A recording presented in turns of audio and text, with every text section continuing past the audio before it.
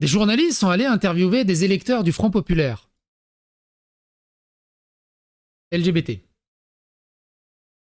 Leurs arguments et leur carte graphique vaut vraiment le détour.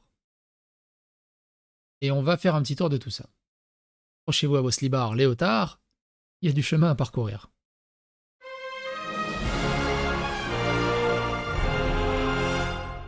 Attention, please. Mais avant deux mini-infos avant. Deux mini-infos un peu rigolotes.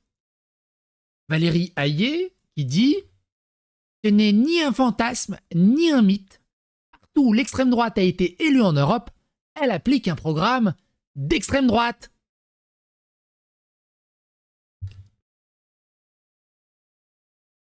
Wouh! Oh! Oh! Oh no shit, Sherlock! Oh! Wow! Wow! Combien d'années d'études pour en arriver à cette conclusion? Oh! Incroyable! Incroyable! Mais le truc, c'est qu'elle se croit intelligente en plus après ça. Incroyable! Incroyable! Wouh! Je l'avais oublié lui. L'ancien parlementaire LREM circulait à toute vitesse dans le 7e arrondissement de Paris au sein d'une puissante berline. Il a percuté un véhicule en stationnement en voulant échapper au contrôle de police. Refus d'obtempérer sous cocaïne. Lui, pareil, il a une vie de... Incroyable. Bref. Accrochez-vous. Alors, il y a quelqu'un qui ironise en disant « On leur demande de prendre le RER et de descendre à Sevran-Bedotte, top diversité, ou le RER et descendre à Versailles rive droite, top catho traditionnel. À votre avis, ils choisissent quoi? Ces hypocrites. » Ça dure 2 minutes.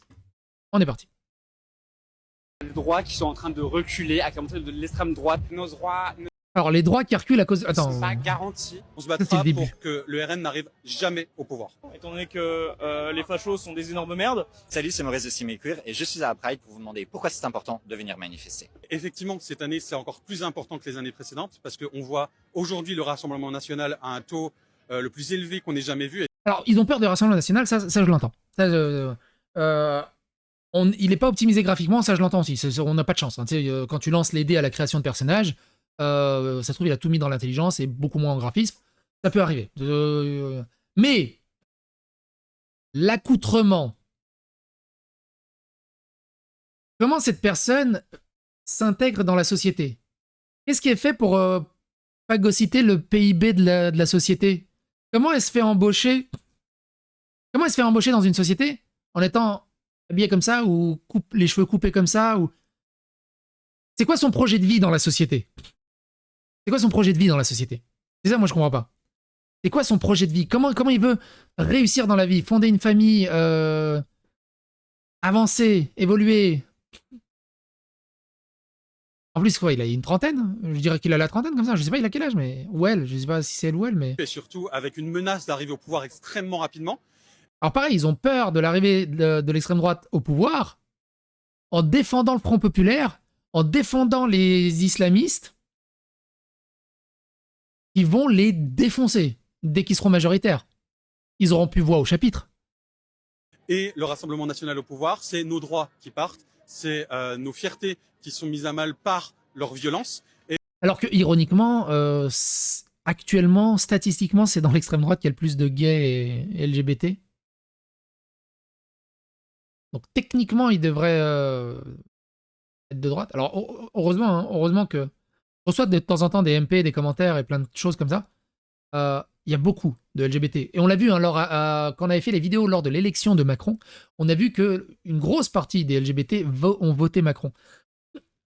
Il y a beaucoup d'LGBT de droite qui se taisent parce qu'ils veulent juste vivre normalement et qui en ont marre de cette idéologie LGBT et de ce prosélytisme LGBT parce que c'est contre-productif. Souvenez-vous. Putain, je pense que maintenant, mais je vais pas aller le chercher maintenant. On va quand même essayer d'aller le chercher. C'était J.K. Rowling et l'homophobie. Il y avait un excellent témoignage.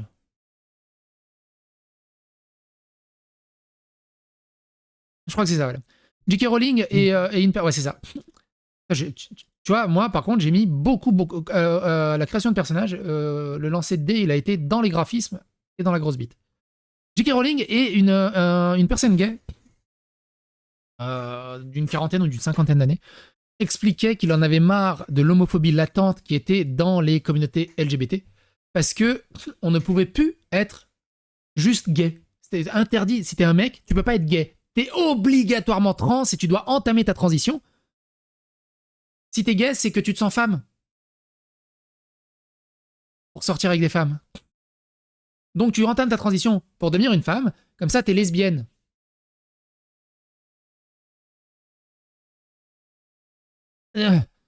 Et du coup, il expliquait que l'idéologie trans et LGBT insuffle une homophobie latente. Et on retrouve ça là-dedans. En fait. Et c'est aussi des groupes d'extrême droite qui se sentent pousser des ailes et qui finissent par agresser des personnes LGBTQ+.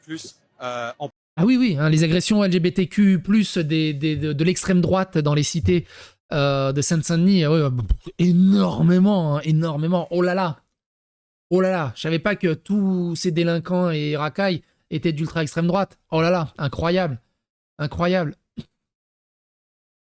C'est là tu dis, lui, de toute façon, pour avoir un look pareil, il est pas dans les cités.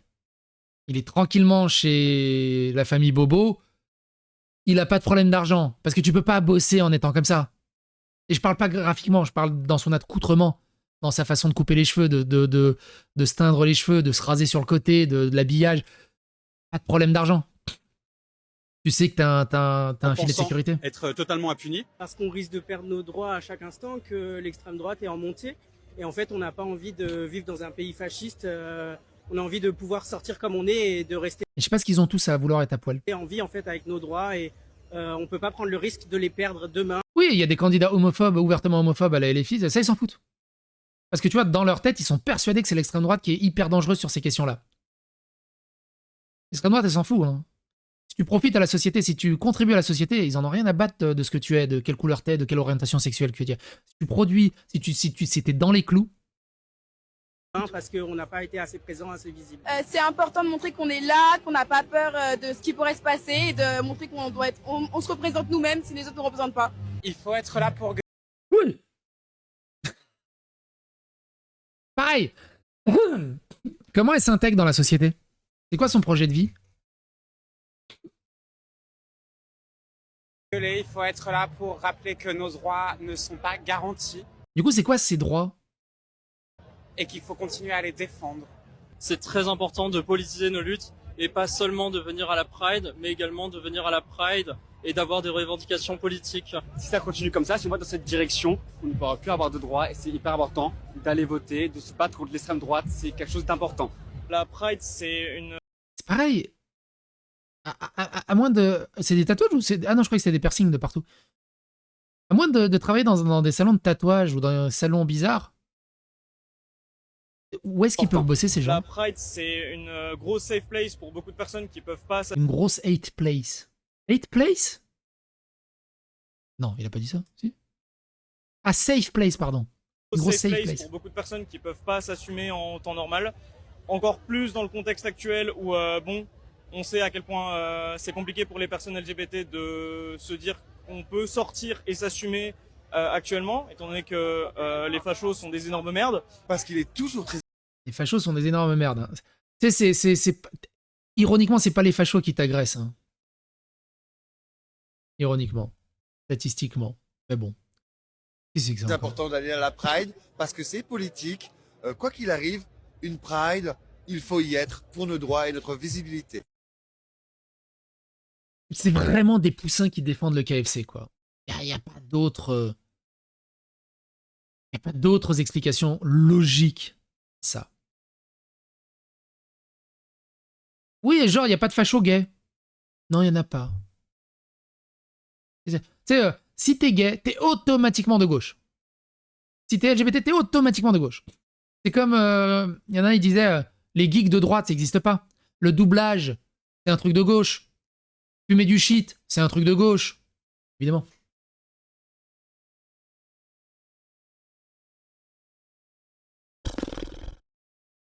Qu'est-ce que tu veux faire avec ces gens-là? Et ça a des communautés, ça fait pression, ça intimide, ça harcèle. Et ça détruit les élections. Parce qu'ils votent sans rien comprendre ni rien connaître. C'est un truc de fou. Bref. Oui, il y a eu la Pride, il y a eu beaucoup de Pride. On est en plein mois des Pride. Hein. Tout le monde s'en fout. Hein. Tout le monde s'en fout hein, cette année. Tant mieux, d'un côté, que cette législative ait un peu dégagé ça. Mais j'ai grandi à Sevran et j'ai fui à 22 ans. S'ils vont là-bas, ils vont se faire agresser 5 minutes après leur arrivée, voire être tués. Bah ouais, mais Sevran est d'extrême droite, qu'est-ce que je te dis? Les droits qui sont en train de reculer. Oh là là. C'est un truc de ouf. C'est un truc de ouf. Bref. Et vous, qu'est-ce que vous en pensez? N'hésitez pas à regarder cette vidéo, je vous la laisse dans la description, vous allez voir. Elle est très très très très intéressante et date de l'année dernière. Portez-vous bien.